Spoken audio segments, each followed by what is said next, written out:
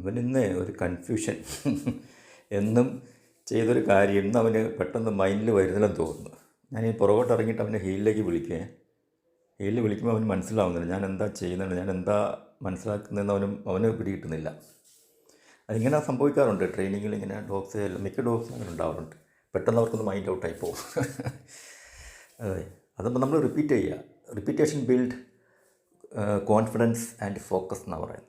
So we stick on our process.